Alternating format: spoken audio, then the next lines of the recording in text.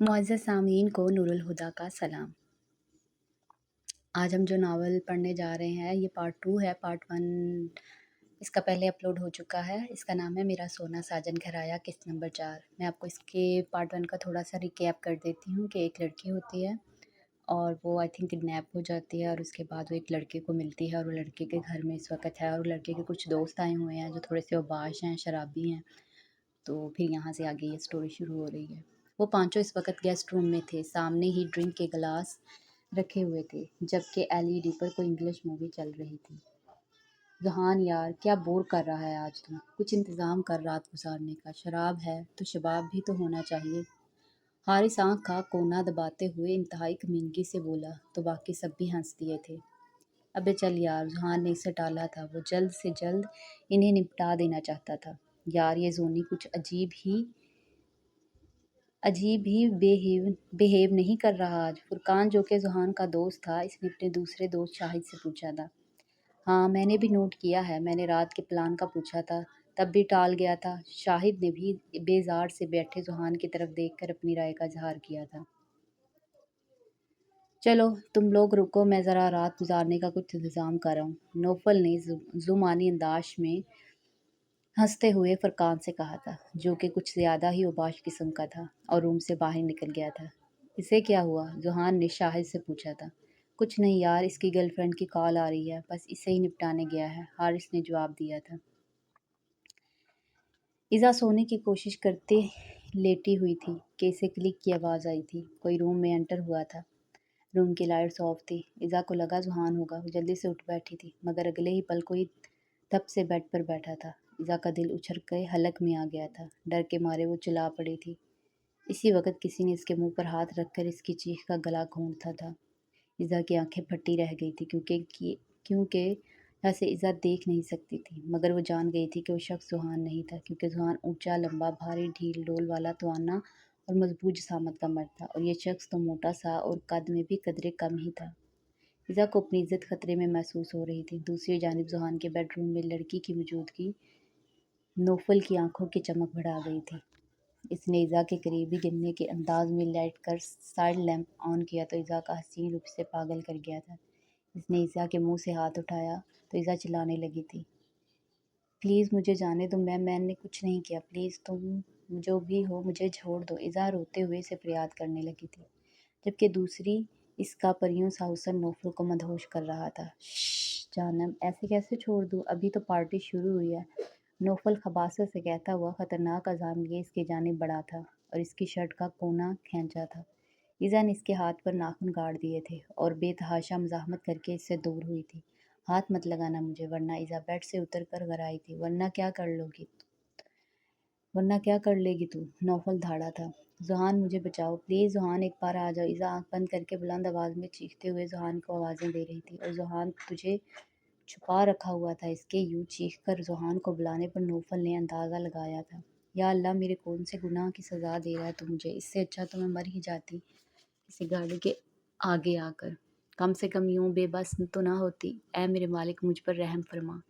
इस दरिंदे से मेरी इज्जत व नामूस की हिफाजत फरमा मौला। इज़ा दिल ही दिल में दुआ गो थी। तुमने मेरे साथ कुछ किया तो जहां तुम्हें जान से मार देगा। इज़ा जैसे ठीक से जानती तक ना थी, इसके बारे में इतने वसूख से दावा कर गई थी। वो कमीना मेरा कुछ नहीं बिगाड़ सकता। वो दोस्त के रूम में धोखेबाज है साला।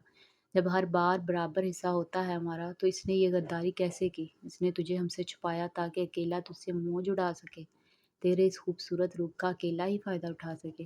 इससे क्या लगा, वो हमसे छुपा कर रखेगा तुझे और हमें पता भी नहीं लगेगा। पर आज इससे पहले तो नौफल बड़ाइश की रात रंगीन करेगी, ताकि आज मैं क्या करता हूँ तेरे साथ। देख आज मैं क्या करता हूँ तेरे साथ, नौफल कहते हुए इसकी जानिब लपका था।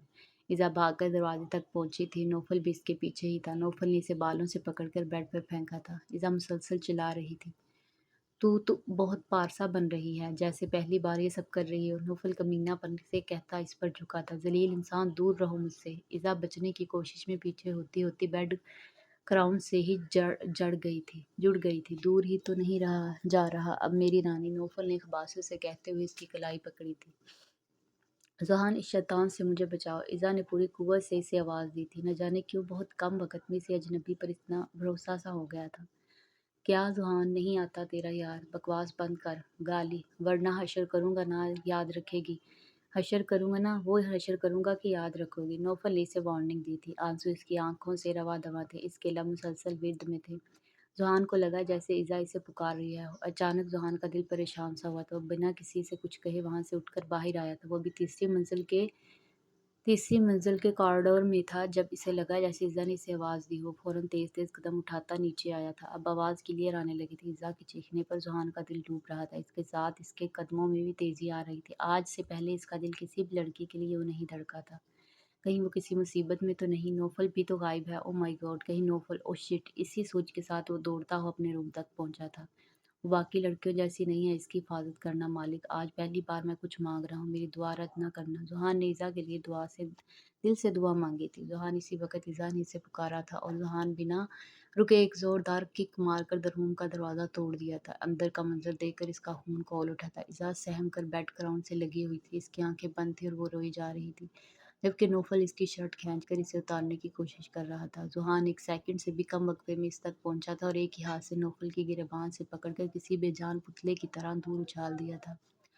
نوفل دھڑام سے ڈریسنگ ٹیبل سے جا ٹکرایا تھا۔ ایذا نے آنکھیں کھولی تو ذہان کو سامنے دیکھا، اس کا ضبط ٹوٹ گیا تھا۔ ایذا، ذہان نے اسے آوازیں دی تو ایذا دوڑ کر اس کے چوڑے کشادہ سینے سے آ لگی تھی۔ ذہان نے اس کے گرد اپنی مضبوط باہوں کا حصار باندھا تھا۔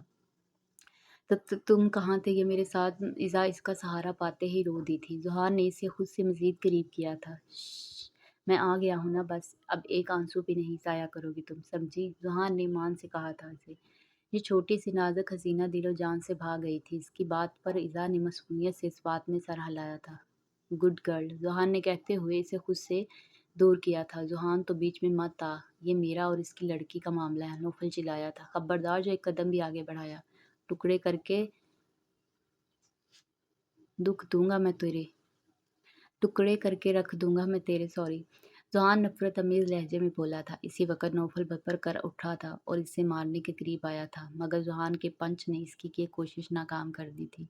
اس کے بعد ذہان نے صوفے پر سے اپنی جیکٹ اٹھا کر ایذا کو پہنائی تھی، کیونکہ ذہان کی شرٹ اس کے شولڈر سے پھسل رہی تھی اور اس کے شولڈر نظر آ رہے تھے، بس اسی لیے اس نے اسے اپنی جیکٹ پہنا دی تھی۔ ایذا نے آنسوؤں کے درمیان تشکر بھرے انداز میں اپنے محسن کو دیکھا تھا۔ ذہان اس کے بعد نوفل کو پے در پے مارتا ہوا روم سے باہر لے آیا تھا۔ شور سن کر باقی سب وہاں آ گئے تھے اور اب معاملہ سمجھنے کی کوشش کر رہے تھے۔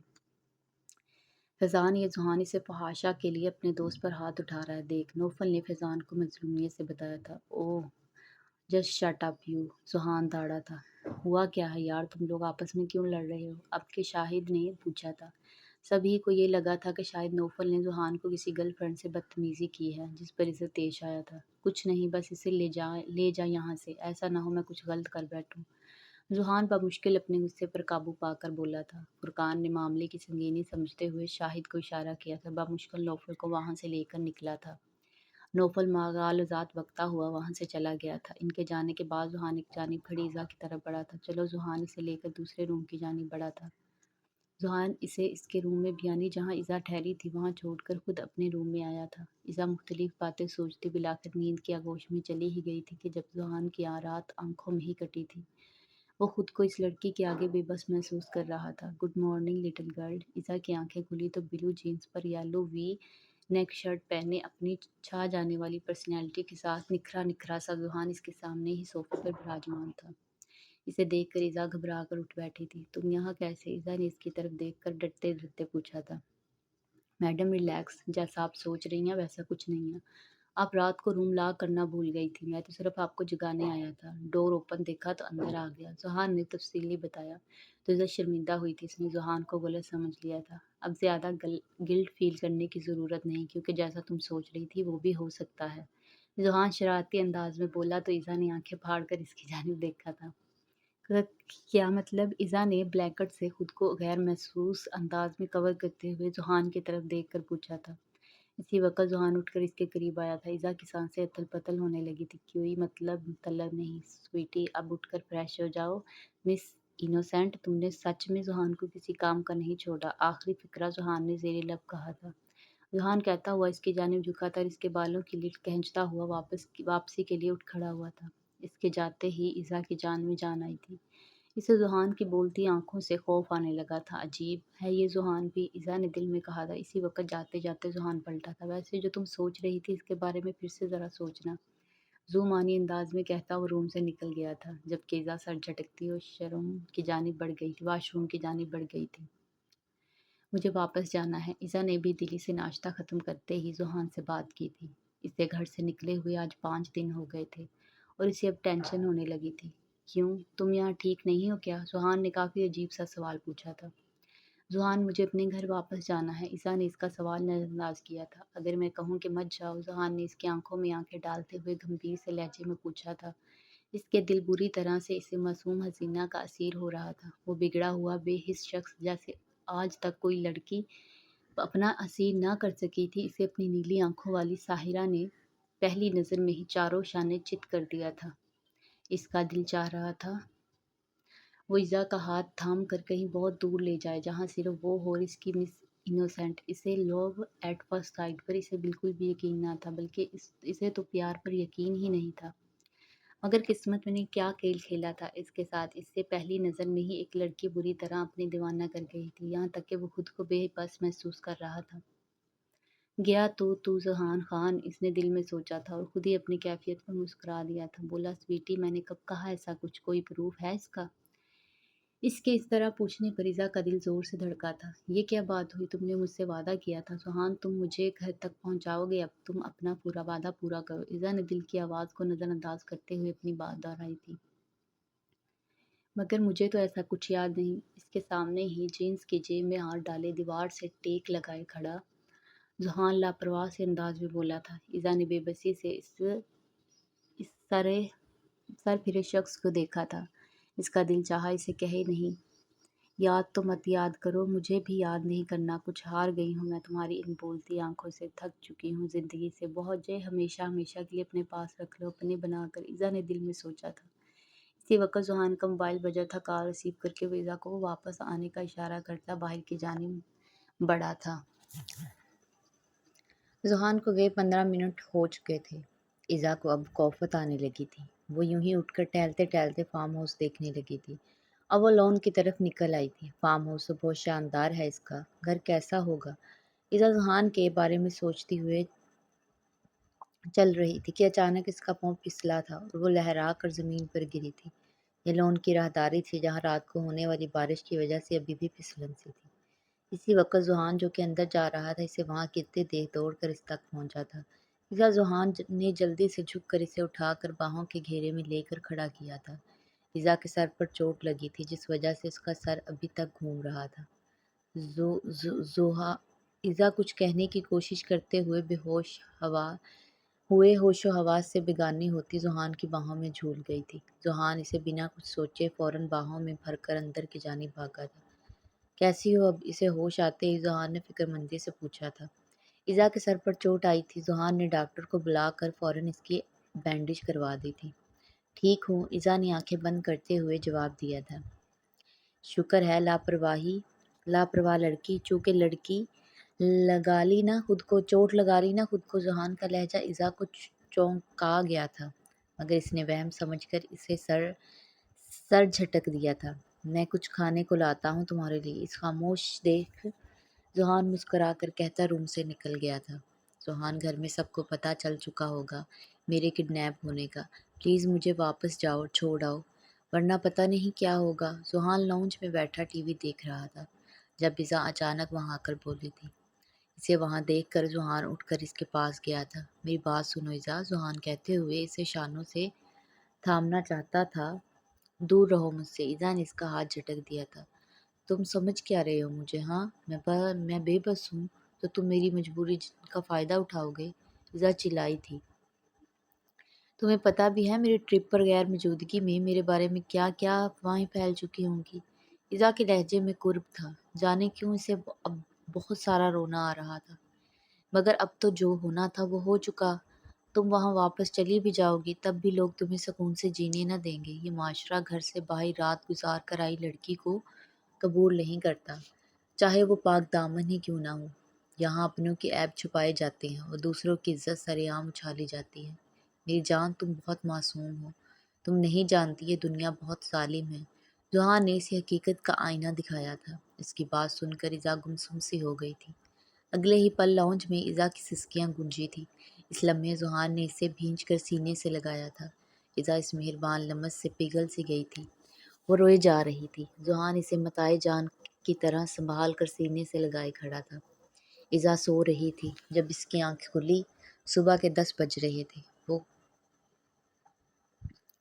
غسل مندی سے انگڑائی لیتی اٹھ بیٹھی تھی۔ اس نے ٹائم دیکھا تو فوراً فریش ہونے کو اٹھی تھی۔ وہ ابھی تک جوہان کی ہی شرٹ میں تھی۔ اس اب کوفت ہونے لگی تھی۔ اب کیا پہنوں؟ ایزا نے دل میں سوچا تھا۔ اسی وقت جوہان ہاتھ میں ڈھیروں شاپرز لیے روم میں انٹر ہوا تھا۔ گڈ مارننگ میڈم، ہو گئی ہے آپ کی صبح؟ اسے دیکھ کر ایزا کو اپنی رات والی بے اختیاری یاد آئی تو اسے ڈھیروں شرم آنے گھیرا تھا۔ اف، کیا سوچ رہا ہوگا یہ؟ میں کیسی لڑکی ہوں؟ ایزا جی بھر کر شرمندہ ہوئی تھی۔ کیا ہوا؟ یہ میوں کو لٹکایا ہوا ہے سویٹی؟ جوہان اب نرم انداز میں کہتا اس کے سامنے شاپنگ بیگز رکھ رہا تھا۔ ایزا نے غور سے اس کی جانب دیکھا۔ جوہان کے چہرے پر رات والی بات کا شائبہ تک نہ تھا۔ ایزا نے سکون کا سانس لیا تھا۔ کچھ نہیں، بس ایسے ہی۔ ایزا نے بالوں کو جوڑے کی شکل دیتے ہوئے مسکرا کر اس کی بات کا جواب دیا۔ اوکے، تو پھر یہ سب چیک کرو۔ دیکھو میں نے تمہارے لیے منگوایا ہے۔ جوہان نے ایک شاپر استھماتے ہوئے کہا تھا۔ کیا ہے اس میں؟ ایزا نے شاپر تھامتے ہوئے پوچھا تھا۔ خود دیکھ لو سویٹ ہارٹ۔ جوہان نے اسے خوبصورت چہرے کو نظروں کے حصار میں لیے دلکشی سے کہا تھا۔ اچھا ٹھیک ہے، ایزا نے کہہ کر شاپر کھولی تو اس میں بلیک کلر کی ایک ہائی نیک تھی، ساتھ ہی بلیک کلر کی جینز اور کریم کلر کا کوٹ تھا۔ ایزا نے تشکر امیز انداز میں جوہان کی طرف دیکھا تھا۔ تھینکس۔ کچھ دیر بعد ایزا مسکرا کر بولی تھی۔ اب یہ تھینکس وینکس چھوڑو، بس جلدی سے ریڈی ہو کر باہر آ جاؤ، میں تمہیں وادی کی سیر کرواتا ہوں۔ اس کے بعد ہم ناشتہ بھی باہر کریں گے۔ جوہان نے اپنا پلان بتایا تو ایزا اس بات میں سر ہلاتی اٹھ گئی تھی۔ یہ سب کیا ہو رہا ہے؟ وہ کیوں ہو رہا ہے؟ اسے تو واپس جانا تھا۔ اس نے اب یہ سب سوچنا چھوڑ دیا تھا۔ اسے زندگی نے بہت سے دکھ دیے تھے، اس لیے وہ اب بس ان لمحوں کو جوہان کی سنگت میں یادگار بنانا چاہتی تھی، انجام کی پرواہ کیے بنا۔ اس نے دل کی خواہش پر لبیک کہہ دیا تھا۔ وہ کافی دیر سے وہاں موجود تھے۔ یہ ایک پکی سڑک تھی جس کی اطراف میں چاروں طرف ہریالی تھی۔ اس کے علاوہ دور دور تک ہر طرف پہاڑ ہی پہاڑ تھے۔ الٹے ہاتھ پر ایک جھیل تھی، سرسبز و شاداب سی یہ وادی قدرت کے حسین نظاروں میں سے ایک تھی۔ فضا اس وقت محوس سے قدرت کے ان مناظر میں کھوئی ہوئی تھی، جبکہ جوہان کی نظریں مسلسل اسی پر تھی۔ اے سویٹی، کیا ہوا؟ کہاں کھو گئی؟ جوہان نے ایزا کو خاموش دیکھ کر پوچھا تھا۔ کہیں نہیں، بس یہ دیکھ رہی ہوں، یہ خدا کی بنائی یہ دنیا کتنی خوبصورت ہے۔ ایک بار دیکھ کر دل چاہتا ہے دیکھتی ہی جاؤں، ایزا کھوئے ہوئے انداز میں بولی تھی۔ جوہان اس کے بچوں سے معصومیت پر مسکرا دیا تھا۔ تم کیوں ہنس رہے ہو؟ بائی دا وے، ایزا اب اس کے سامنے کمر پر ہاتھ رکھے کھڑی اس سے سوال کر رہی تھی۔ ان کے بیچ کچھ ہی فاصلہ تھا۔ جوہان خاموشی سے چلتا ہوا اس کے قریب آیا تھا اور اسے شانوں سے تھام کر خود سے قریب تر کیا تھا۔ ایزا کو اس قدر ٹھنڈے موسم میں بھی پسینہ آ گیا تھا۔ تو تم پوچھ رہی تھی نا کہ میں کیوں ہنس رہا ہوں؟ جوہان نے اس کی آنکھوں میں آنکھیں ڈال کر پوچھا تو ایزا گھبرا گئی تھی۔ نہیں، وہ تو بس اس دشمن جاں کی اس قدر قربت پر ایزا کی حالت غیر ہو رہی تھی۔ اس کے ہونٹ کپکپانے لگے تھے۔ جوہان نظروں میں شوخیوں کا جہاں لیے اسے ہی دیکھ رہا تھا۔ تو سنو، میں اس لیے ہنس رہا ہوں کیونکہ تم بھی بہت خوبصورت ہو اور اب تم صرف میری ہو۔ جوہان نے اس کے گال سے گال مس کرتے ہوئے اس کے کان میں پیار بھری سرگوشی کی تھی۔ اس کے اس انوکھے اقرار محبت پر ایزا کے لب مسکرائے اٹھے تھے۔ اس کے بعد جوہان اسے چھوڑ کر پیچھے ہٹا تھا۔ ایزا کی پلکیں ہنوز سجدہ ریز تھیں۔ کیا ہو گیا ہے بی؟ جوہان انجان بن کر اس سے پوچھ رہا تھا۔ تم نہ بہت وہ ہو۔ وہ اس کے بعد ایزا بنا اس کا جواب سنے آگے بڑھ گئی تھی۔ وہ کیا؟ ارے یہ تو بتاتی جاؤ لڑکی۔ جوہان جلدی جلدی قدم اٹھاتا اس کے پیچھے بھاگا تھا۔ ایزا پلٹی تھی اور اسے منہ چڑھا کر اپنے دونوں ہاتھ کوٹ کی جیب میں ڈال کر وہاں سے بھاگی تھی۔ جوہان اس کی شرارت پر ہنستا ہوا اس کے پیچھے بھاگا تھا۔ جوہان اسے ریسٹورنٹ لے کر آیا تھا اور اب وہ لوگ ایک پرائیویٹ کیبن میں بیٹھے تھے اور وہ ابھی کھانا کھا کر فری ہوئے تھے۔ جوہان آئس کریم آرڈر کر دی تھی۔ اب وہ دونوں ہلکی پھلکی باتوں کے درمیان آئس کریم سے لطف انداز ہو رہے تھے۔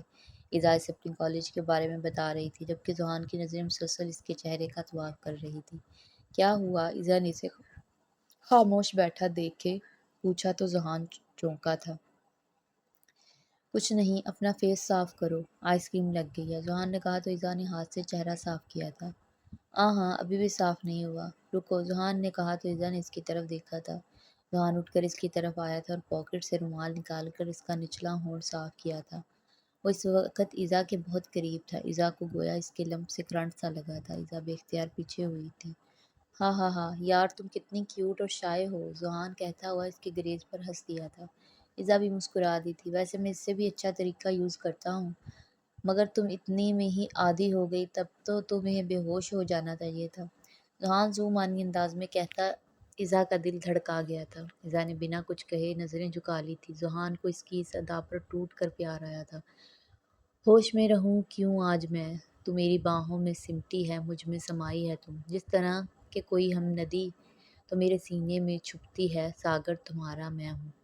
ذہان مسکراتا ہوا گنگنانے لگا تھا۔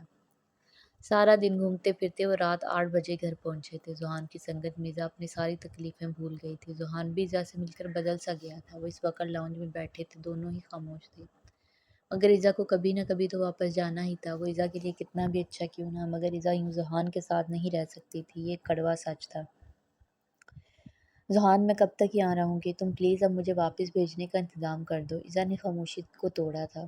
اتنی جلدی بھی کیا یار، تم گھوم پھر لو اچھے سے، پھر میں خود چھوڑ آؤں گا تمہیں، ذہان نے چڑھ کر کہا تھا۔ ایذا نے سوالیہ نظروں سے اس کی طرف دیکھا تھا، جیسے پوچھ رہی ہو کس رشتے سے روک رہے ہو۔ مگر ذہان میں گھر میں کیا کہوں گی، ایذا نے پوچھا تھا۔ مجھے نہیں پتا، کچھ بھی بول دینا، بلکہ بتاؤ ہی مت کہ تم کڈنیپ ہو گئی تھی، انہیں تو یہی پتا ہے نا کہ تم ٹرپ پہ رہو، سمپل۔ ذہان نے جیسے منٹوں میں اس بات کا حل نکالا تھا۔ ذہان میری کزن میرا جینا حرام کر دے گی، اس کے کالج آتے ہی پتہ چل گیا ہوگا، ایذا نے بے بسی سے ہونٹ کاٹے تھے۔ That's your problem not mine. ذہان کا موڈ ایک دم خراب ہوا تھا، وہ اپنی بات مکمل کرتے ہی پاؤں پٹکتا وہاں سے چلا گیا تھا، جبکہ ایذا اپنا سر تھام کر سفر پر بیٹھی تھی۔ ایذا بھی اپنے روم میں آ گئی تھی، مگر اسے ذہان کی ناراضگی سے بہت ڈر لگ رہا تھا۔ وہ کافی دیر سے بے سکونی سے روم میں یہیں وہاں چکر کاٹتی رہی تھی، پھر بااختیار اس کے قدم ذہان کے روم کی جانب اٹھے تھے۔ ایذا روم نوک کر کے اندر داخل ہوئی تو پورا روم اندھیرے میں ڈوبا ہوا تھا۔ ایذا نے اندر داخل ہوتے ہی لائٹس آن کی تھی۔ واٹ دی ہیل از دس، کیوں آئی ہو تم یہاں، ذہان دھاڑا تھا۔ بلیک ٹراؤزر اور بنا شرٹ کے وہ بیڈ پر آڑا لیٹا ہوا تھا۔ ایذا بنا کچھ کہے ہمت کر کے چلتی ہوئی اس کے بیڈ کے قریب جا کر رکی تھی۔ آئی ایم سوری ذہان، ایذا صرف یہ کہتے ہی سسک کر رو دی تھی۔ بس وہیں ذہان کا غصہ ہوا ہوا تھا، وہ فوراً اٹھا تھا اور اسے بھینچ کر سینے سے لگا لیا تھا۔ ایذا اس کا سہارا پاتے بکھر سی گئی تھی۔ ناراضگی اب اپنی جگہ، مگر ذہان بھی ایذا کو روتا ہوا نہیں دیکھ سکتا تھا، اس لیے اس نے بھی فوراً سب کچھ بھلا دیا تھا، کیونکہ چاہے وہ دونوں کتنا ہی اس بات سے نظریں چرا لیتے، مگر سچ تو یہ تھا کہ انتہائی مختصر عرصے میں ہی وہ دونوں ایک دوسرے کے لیے لازم و ملزوم ہو چکے تھے، یا پھر شاید پہلی نظر کی محبت اسے ہی کہتے ہیں۔ ایذا پلیز اب تم چپ ہو جاؤ یار، ورنہ مجھے دوسرا طریقہ اپنانا ہوگا جو یقیناً تمہیں بالکل پسند نہیں آئے گا، ایذا کو مسلسل روتا دیکھ ذہان نے ذومانی انداز میں کہا تھا۔ ایذا نے گھبرا کر اس کی جانب دیکھا تھا۔ میں نہیں رو رہی، بس اب میں چلتی ہوں، ایذا نے اس کی لو دیتی آنکھوں سے نظر چرا کر جلدی سے اٹھتے ہوئے کہا تھا۔ ارے کہاں، ذہان جو کہ صوفے پر بیٹھا تھا اٹھ کر جلدی سے ایذا کے پاس آیا تھا۔ ایذا جو کہ بیڈ کے پاس ہی کھڑی تھی بے اختیار ہی 2 قدم پیچھے ہٹی تھی۔ اسی وقت ذہان مزید اس کے قریب ہوا تھا۔ ایذا حواس باختہ سی اور پیچھے ہٹی ہی تھی کہ بیڈ سے ٹکرائی تھی اور نتیجن وہ بیڈ پر گری تھی۔ ایذا اس وقت بیبی پنک کلر کے ہاف سلیوز شرٹ اور بیبی پنک کلر کے ہی ٹراؤزر میں ملبوس تھی اور اس ڈریسنگ میں بھی غضب ڈھا رہی تھی۔ ذہان کی نظریں اس کے نازک دلکش سراپے سے الجھ گئی تھیں، جبکہ ایذا تو ذہان کی طرف دیکھنے سے بھی گریزپا تھی۔ اسی وقت وہ بیڈ پر گری ایذا پر جھکا تھا، آج اس کی آنکھوں میں کچھ اور ہی رنگ تھے۔ ذہان پلیز مجھ سے دور رہو، ایذا نے اس کے خود سے ہٹانا چاہا تھا۔ ذہان نے اس کے لب پر شہادت کی انگلی رکھ کر اسے خاموش کروایا تھا۔ ایذا کا رواں رواں اس کی پرحدت لمس سے دہک اٹھا تھا۔ رات کا وقت اور کمرے کا خوابناک ماحول ذہان کو کوئی شوق سی جسارت کرنے پر اکسا رہا تھا۔ ذہان اب اس کی سلکی بالوں کی لٹیں چھیڑ رہا تھا۔ ایذا کی پلکیں جھکی ہوئی تھی، شرم کے مارے اس سے کچھ بولا بھی نہیں جا رہا تھا۔ رنگت گلابی ہو رہی تھی، ہونٹ لرز رہے تھے اور اس کا دل بہت تیز دھڑک رہا تھا، گویا پسلیاں توڑ کر باہر آ جائے گا۔ جہاں آنکھوں میں چاہت کا جہاں آباد کیے اسی ہی دیکھ رہا تھا، جبکہ اس قدر قرب پر ایزا کی حالت خراب ہو رہی تھی۔ اس کی ناراضگی کے ڈر سے ایزا کچھ بول بھی نہیں پا رہی تھی، مگر اسے اب ذوحان سے ڈر لگ رہا تھا۔ وہ آنکھیں بند کیے ورد میں مصروف تھی، جبکہ اس کی حالت سے بے خبر ذوحان اس کے ہونٹوں پر جھکا تھا۔ اسی وقت ایزا نے ہمت کر کے اسے خود سے دور دھکیلا تھا اور ذوحان ہوش میں آیا تھا۔ دور رہو مجھ سے، شرم آ رہی ہے مجھے خود سے، میں نے تم سے پیار کیا، میں تمہیں کبھی معاف نہیں کروں گی، میں نے تم پر اعتبار کیا تھا ذوحان، اور تم بھی باقی مردوں جیسے ہی نکلی۔ ایزا اپنی بات مکمل کر کے روتی ہوئی روم سے باہر بھاگی تھی۔ اس کے جانے کے بعد ذوحان کو شدت سے اپنی غلطی کا احساس ہوا تھا اور وہ وہیں سر تھام کر بیٹھ گیا تھا۔ او مائی گاڈ، یہ میں نے کیا کرنے جا رہا تھا؟ میں جانتا تھا وہ باقی لڑکیوں جیسی نہیں، پھر بھی میں نے یہ کیا کر دیا؟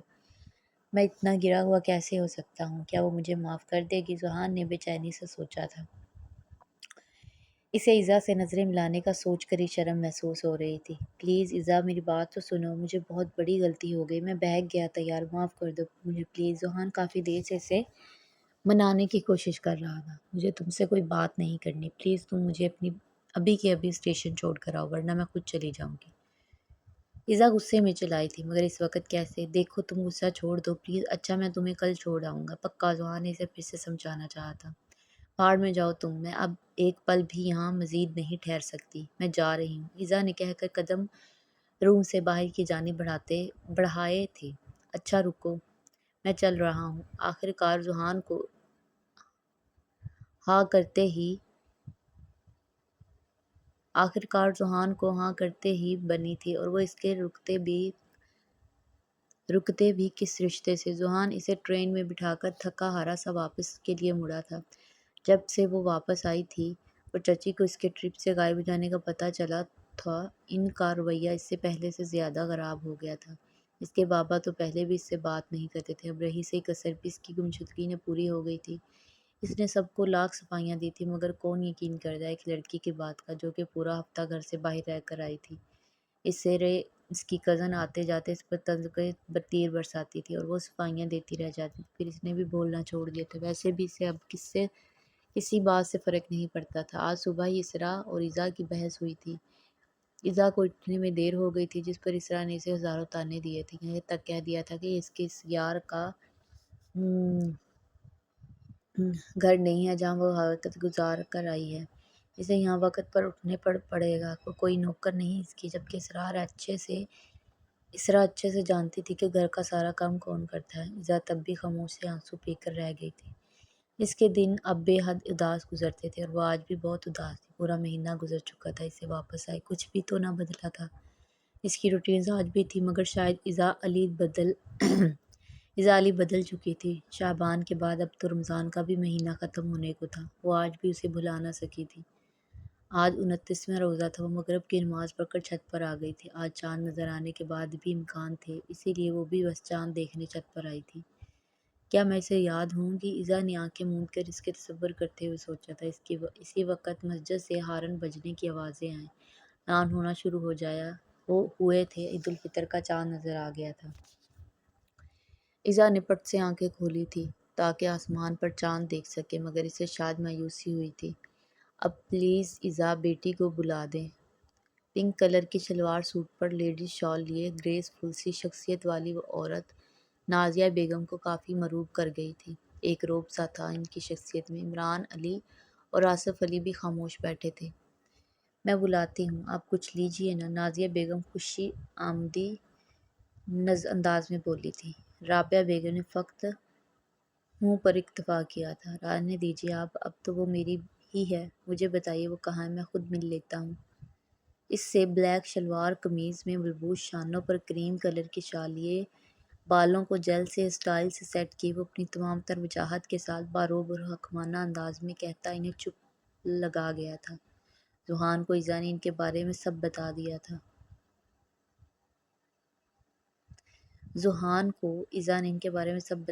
اسے ان سے شدید نفرت محسوس ہو رہی تھی۔ ٹھیک ہے بیٹا جاؤ، اوپر چھت پر ہے، وہ آپ کو اسرا کا راستہ دکھا دیتی۔ آصف علی بولے تو وہ اسرا کے ساتھ چل پڑا تھا،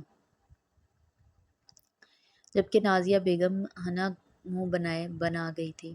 اسرا بھی خوشی خوشی اس کے ساتھ آئی تھی، وہ بھی اسے ہینڈسم شخص سے امپریس سے ہو گئی تھی۔ اس کا بار بار ایذا ایذا کرنا اس کا غصہ دلا رہا تھا۔ آئیے نا ذوحان، اس نے اسرا نے ایک سیڑھی پر چڑھ کر اسے آگے بڑھنے کا اشارہ کیا تھا۔ میں خود چلا جاؤں گا، سو یو مے گو نو، سے ٹکا سا جواب دیا تھا۔ تو اسرا